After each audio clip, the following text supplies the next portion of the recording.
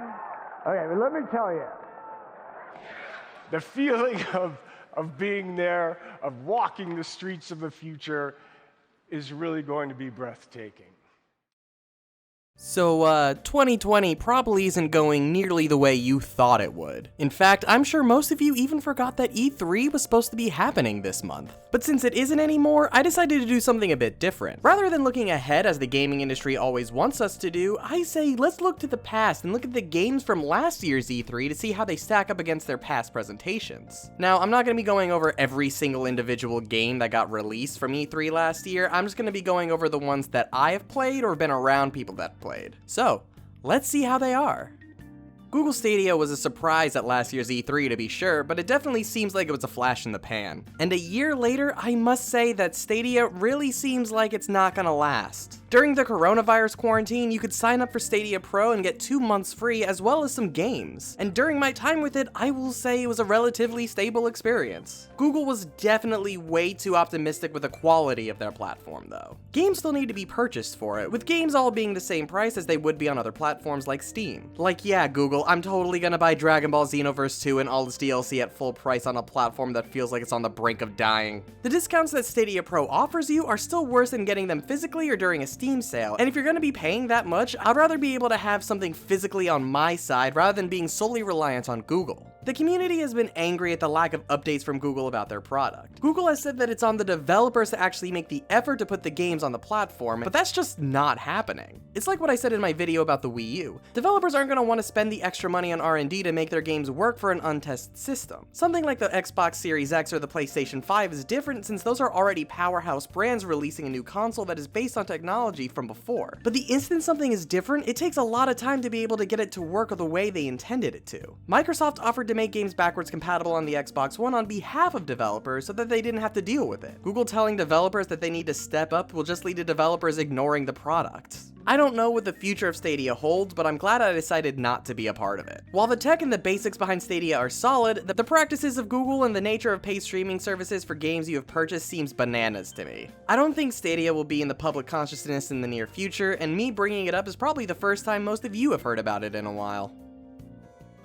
I've never really enjoyed simulation games, but my fiance does. She could get lost in the likes of Animal Crossing or The Sims, and while we were watching E3 last year, she was excited for what they had. She bought the expansion, and when I asked her about it, she said it pretty much lived up to her expectations. It's the one that she says kept her entertained the longest, and is one of the most well-done expansions for the game. The area that is added is massive compared to some of the other areas that EA has added in the past, and what gets added in this kind of stuff is stuff that she enjoys in The Sims. The main thing that she has a problem with, though, is the price. It's $40, and this isn't anything new. Almost all of the expansions are ridiculously expensive, and I have no idea why. The game was recently listed on Steam with all of the expansions on sale, so if it really does interest you, maybe start there, but at these prices, I really would not recommend it. Dragon Ball Z Kakarot was an exciting, stupid little game that took up way too much of my time. I was engrossed with the world of the game, and I was happy to finally get a Dragon Ball game this expansive. The battles were chaotic and fun, really making me feel the same nostalgic rush the animation of the show does. I could literally just sit and do the boss fights for hours. 1 minute you're fighting Frieza, the next it's a bullet hell for you to survive. However, the combat did start getting repetitive in the main field. There are only a handful of generic enemies, and that's who you're going to be fighting mostly throughout the game. The cutscene presentation was also very lacking. While there were those awesome explosive recreations of manga panels and anime scenes, most of the game is presented like a PS2 RPG, with static characters talking to each other where you advance the text boxes. I go way more in depth with this game, the review I made of it a while ago, so give that a watch if you want to see my more in-depth thoughts, because it is Dragon Ball and I always have a lot to say about that franchise.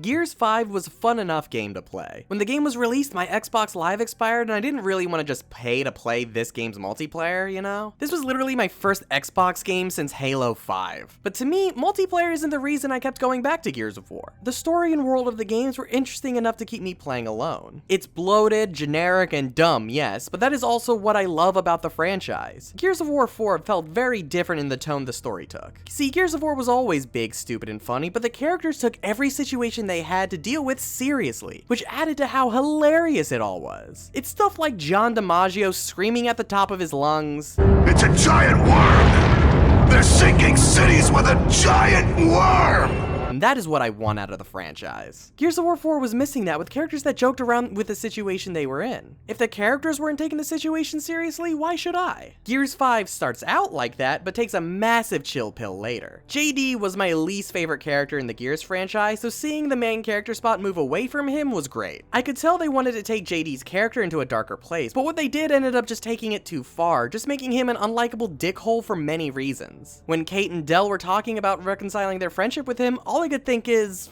why? The game tries to act like this was a hard decision, but I didn't even need to think. I ended JD's misery so I wouldn't have to deal with his character in this franchise again. Now, if only Foz could be given the same treatment. Despite the story's shortcomings, the gameplay was pretty airtight, being the fun, classic Gears gameplay I've always loved. I liked the addition of Jack as a gameplay tool, even though he can make some fights a bit too easy. But the main things I loved were always front and center. Combat felt nice and fast like in past games, and they even tried to modernize the formula with 2 chapters that take place in the open world. The first level the game does this is amazing. I really enjoy the relationship between Del and Kate, and having them exploring levels and going on adventures killing Swarm was awesome. But when the next chapter made you do the same thing with 2 of the most annoying characters in the franchise, it lost its charm because you really see how repetitive it is with a story this linear. The gigantic open worlds make the game feel like really bad padding. Every other game in this series is about creating interesting scenarios for you to fight through. It's the same idea of a beat 'em up. Clear the screen, next level. If you aren't going to include any sort of interesting setup for combat in the skiff, then don't give us the skiff. I would have loved to explore the world, but if there isn't anything to do while exploring, this is a glorified loading screen. While I enjoyed the story the game was giving me, I just wish the bits getting you in between you and that story were more engaging. So hopefully what I assume will be the final entry in this trilogy will fix some of the problems and we can see it overhyped at E3 in like 3 years. The Gears of War Funko Pop game was so boring that I uninstalled it after a week. Everything about the game was way too slow, progression felt like it took forever, and the game itself wasn't that engaging or interesting. I'm a sucker for gacha games, but this just isn't it, Chief. I stopped playing this almost immediately. I just really did not care about anything and nothing was appealing. I don't know if I just pulled the best cards early or if the game was that pathetically easy, but it just made me stop out of sheer boredom. Halo on PC is actually how I got my start with the franchise. While everyone was having fun on Xbox with split screen, I got the PC version of the game and had online play and mods. Years later, when I finally played the Xbox version of Halo Combat Evolved, it honestly felt like a downgrade from all the content I was getting on the PC version. Halo is why I bought all of the Xboxes, literally just so I could continue with this franchise. Now 343 is bringing the Master Chief Collection to PC, starting with a new addition to the collection in Halo Reach. And let me tell you, this is just masterful. Any of you who has been following this channel for a while knows how Halo influenced my life, and the ability to play these games with such high fidelity on PC, it's just awe-inspiring. This PC port is just amazing. Halo Reach is one of my favorite Halo games, and the one that gives me the most nostalgic memories. Halo with a keyboard and mouse just feels right. At first there were some growing pains. I've been playing Halo with a controller for almost a decade now after all, but since I can remap key bindings, Reach became the best feeling Halo on the market. Halo is the only series that keeps me coming back to the multiplayer, and I was sad when the first thing the Steam copy I bought prompted me to do was sign into Xbox Live. Like I said earlier, since I let my Xbox Live expire, I was disappointed that I wouldn't be able to access the multiplayer half. But I was so happy to discover that having the game on PC means you don't need Xbox Live. That right there makes this the perfect package for me. This is an incredible port of an incredible game, and with all of the other Halos getting the same treatment by the year's end, this will probably be one of my most played games of 2020. When they put Halo Combat Evolved on Steam, it was like reliving all of my favorite moments all over again. Being able to switch between the new graphics and the old graphics on the fly for the campaign made me fucking weep with nostalgia. Even though this version of the game is from 2011, I cannot describe the feeling of seeing this thing run at 60 frames per second in 4K, and remembering my original Windows XP computer averaging 15 to 20 frames at 720 by 480 and unable to load invisibility for active camo. I really hope the Master Chief Collection will allow me to play with mods from the custom edition of Halo 1, because that would be life-changing with the kind of shit people have already done. Halo 2 also came out, and this is actually my first time playing the Anniversary version. Even though they're no longer in-engine, I'm loving how beautifully crafted these cutscenes are. Thanks for the tank. He never gets me anything. Oh, I know what the ladies like.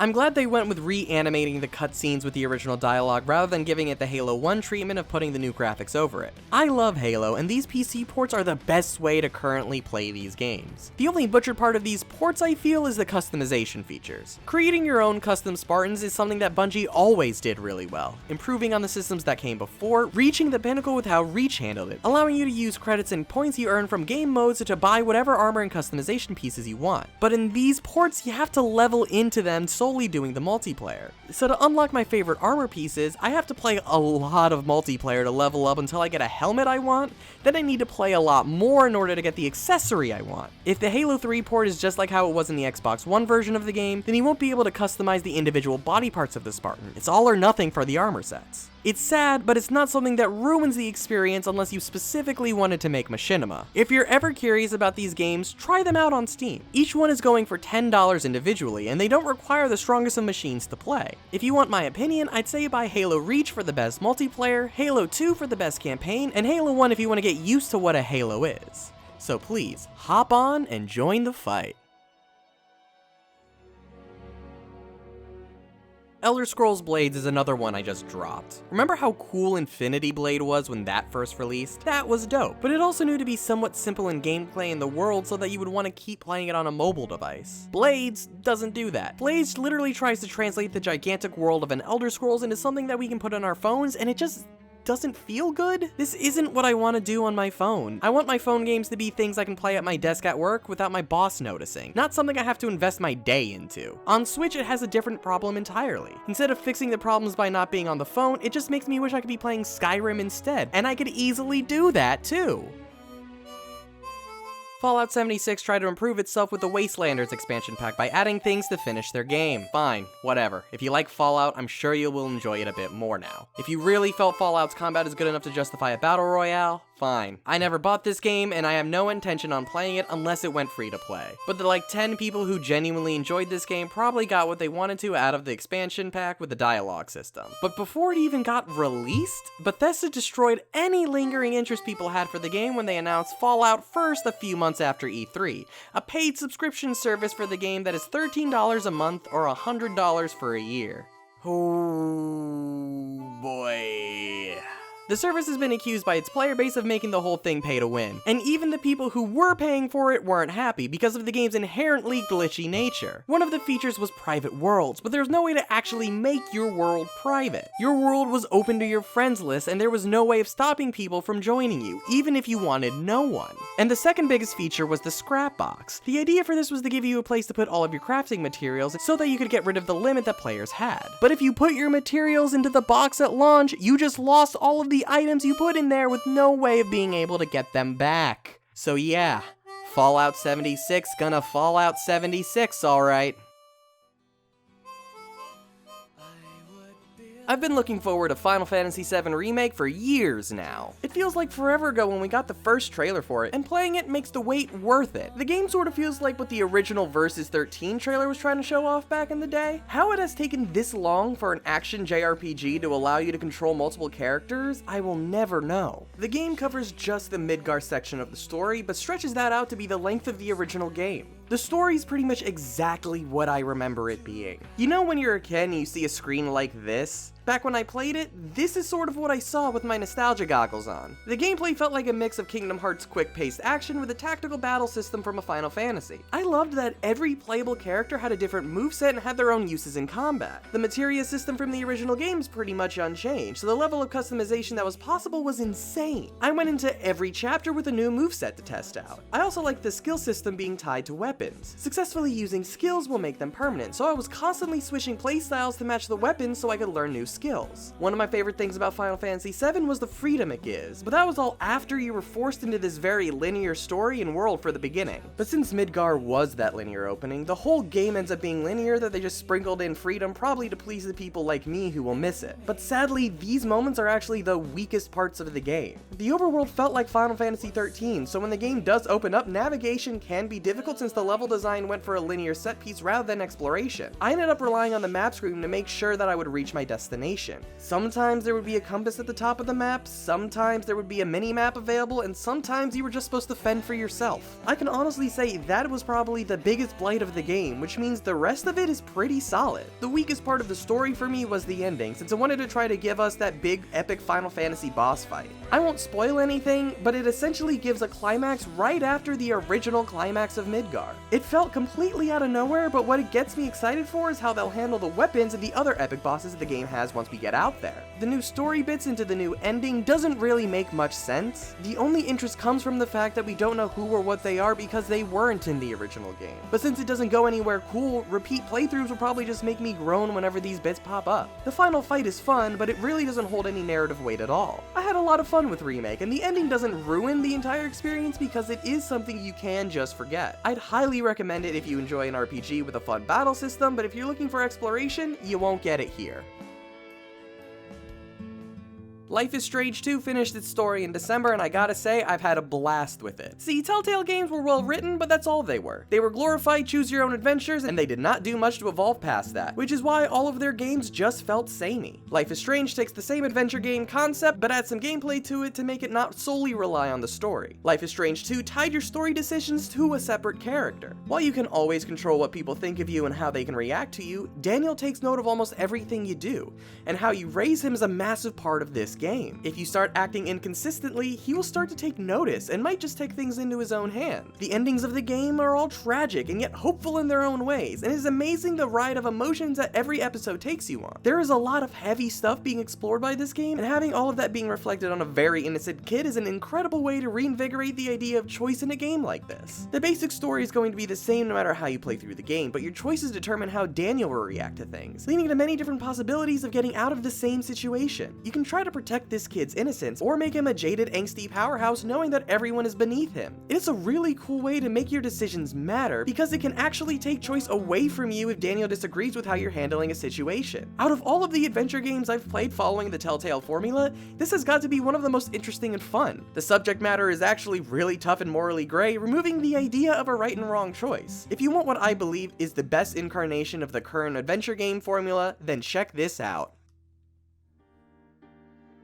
I was actually really excited for Kingdom Hearts 3 Remind. I think I'm in the minority that has loved every bit of Kingdom Hearts 3 despite its many flaws, but that climax was so hyped that the entire franchise felt worth the time investment. So when they announced that we would be doing more with Remind, I was really excited. The main problem I was having was that they weren't really telling us what we were getting in the DLC, more just showing off cutscenes from the extra story, which is fine when you're advertising to have us buy the game, but when it comes to selling us DLC, I would like more information of what I'm actually buying. Especially for Kingdom Hearts. What I was afraid Remind was going to be was essentially Kingdom Hearts 3 Final Mix, adding some new cutscenes here and there to add some more story to future games, or to make whatever was happening a little more clear. Something especially felt off to me when it was retailing for $30. That is more expensive than how much you can buy Kingdom Hearts 3 for. Anyway, when I started, I was excited to get a new story to follow, but upon playing it, I was severely disappointed. The new story mode amounts to a glorified Final Mix version of the final battle, but just the final battle. We have some extra cutscenes that give some answers to things people were calling plot holes before, like how did Enzo and Ansem get a replica from the Keyblade graveyard for Naminé, and other small things like that. But for roughly 2/3 of the DLC, all you do is replay the Keyblade graveyard again. To mix it up a bit, you can play as the other characters, and that's the only reason I continued playing the whole thing. It was awesome being able to replay the same bosses with a different moveset, but this feels like something that should have been in the original game, especially since we already had Aqua and Riku as playable characters in the base game. The ending of the story is amazing though, with a gigantic brawl with every other hero working together, and this epic Mickey fighting off everyone near death only to be saved by Sora, a perfect reflection of what happens in Kingdom Hearts 2 when Sora gets defeated by a boss. Mwah! Perfection. This is like half an hour of this 5-hour story. At the end of the base game, we already knew how this was gonna end, with Kairi coming back. So no new information was given, and it's just more dumb fan service thrown into a part of the game that was pure fan service already. Some of it honestly made me groan at how forced it was to add new content, like when you're playing as Roxas and you see Sora of the past get knocked out, leading to an awesome boss fight against Xemnas with the Days trio where you play as Roxas, giving fans of 358 over 2 days some much needed closure, only for everyone to then get into the exact same poses they were from before the boss fight, having Sora wake up having missed it all. really? As cool and cathartic as the whole fight was, that was so forced. After that, you get the Limit Cut episode, which again is a glorified Final Mix edition by giving us the data fights that were from Kingdom Hearts 2 Final Mix, most using the same mechanics. They presented as a story mode and even had the Hollow Bastion crew, but it feels weird. Like, the only reason they're here is because people didn't like the fact that they weren't in the main game. Riku doesn't know who these guys are at all, so him asking for their help feels weird and out of place, especially since he's on the same world as Ansem the Wise and Ienzo, people he has been working with for a while now. Now, my Sora is a pretty low level comparatively, and I'm not good enough to do any of the data fights, so this is where the DLC ended for me. I never accessed the fight with Yozora, so I pretty much paid $30 for no new real content and this cool Garry's Mod-esque photo mode. That is really it. I love Kingdom Hearts, and I probably would have thought this would have been perfect if it were $10 to $15, but for $30, it feels like a cash grab. If you are truly curious on what you're missing, you should watch the extra cutscenes on YouTube. They happen during the events of the main game, so you have all the context you need for it. But otherwise, avoid this DLC unless it goes on sale, or pick up Kingdom Hearts 3 Final Mix, which I'm sure will be an inevitable re-release that bundles the main game and Remind. Hands down, the best game I played out of everything that was released from E3 2019 was Luigi's Mansion 3. I know I talked last year about Daemon X Machina being the quintessential Leo game, but honestly, it is this. Just a dork getting spooked by ghosts. I love this game just so much. I did a video on it going into everything I loved about it, so go ahead and watch it to hear me gush about how amazing this game is. I think these Pokemon games were a lot more important than even Game Freak realized. Yes, Pokemon is still on a handheld, but it is also the first real console experience because that's the Switch's whole thing. If we had gotten a game similar to Sun and Moon on here but with better graphics, I think a lot of people would have been disappointed, myself included. So I'm glad they decided to switch up parts of the Pokemon formula to make it seem bigger. Dynamaxing is cool and all, but the big awesome innovation of this game is the wild area. This was a great idea to spice up traversal in Pokemon. Raid battles are a nice touch, and having free reign in a Pokemon game to this scale is amazing. I loved grinding my Pokemon against high-level ones for experience. It felt like a fun extra boss to test my skills against. It took me a while to get my footing on which Pokemon I'd be keeping in my party, but testing out different parties was easy since I could access my box from anywhere. Why it took 23 years to get this feature is beyond me. I know Pokemon Let's Go wasn't going to be my thing early on, and this is where I was hoping to get the RPG experience I was missing. There really isn't much to say on Pokemon because it's Pokemon, but I would love to see them keep innovating the franchise like this. There are a few things that bother me at times, like the game doesn't want to fully accept the fact that it isn't strictly on handhelds anymore. I really hate when games have these really well animated cutscenes only to not include voice acting in the slightest. I was hoping that they would do what Kingdom Hearts did and have really important scenes voiced and expository scenes just done with text boxes. It's a perfect fit for Pokemon, and with how cinematic this game can be compared to past ones, I was expecting that. The story parts of the game are starting to feel antiquated. Octopath Traveler, a game that is designed to make you think of those old RPGs, feels more modern than Pokemon's antique dialogue system. If they want to fix one thing going forward, it shouldn't be the national dex, it shouldn't be the models of your absurd number of Pokemon, it should be the cinematic presentation. Story has always been an important part of the Pokemon experience, and the game itself looks great enough, but the fact that the cinematics feel like they come from an N64 game kind of suck. It isn't as bad as the cutscenes in Let's Go, but they're still lacking and at times unfinished. But don't let that distract you from an otherwise pretty solid game in the lineup.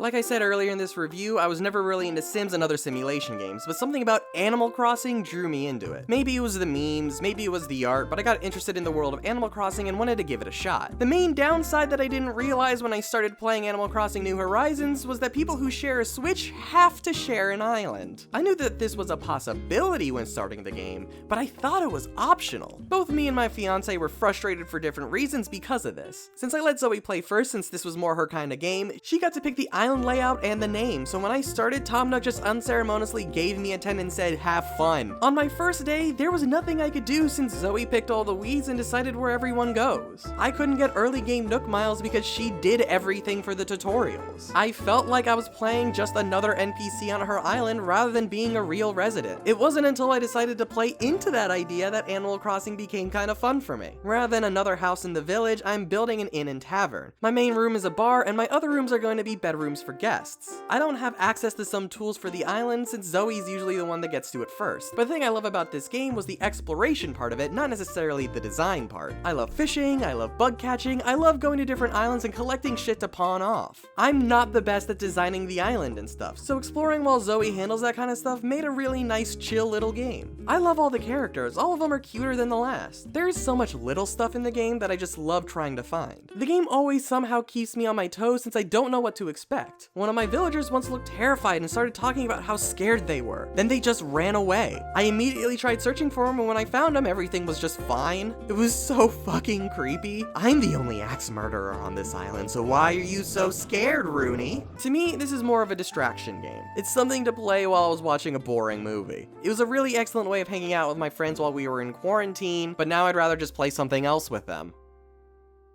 And those are all the games I've played from E3 2019. It seems like so fucking long ago, doesn't it? Something I enjoyed about the games of this E3 over some of the past ones were how the games being presented were mostly up to the quality of their trailers. Or at least the ones I found interesting enough to play. But I want to hear all of your thoughts on the games I played and some of the ones that I missed as well. So leave a comment down below or join my Discord so we can get a discussion going. And if you want to see my initial impressions of these games, you can watch my original E3 2019 video, or you can click this playlist to see some of the games from this video more in depth. And why not subscribe so you know whenever I post a new video?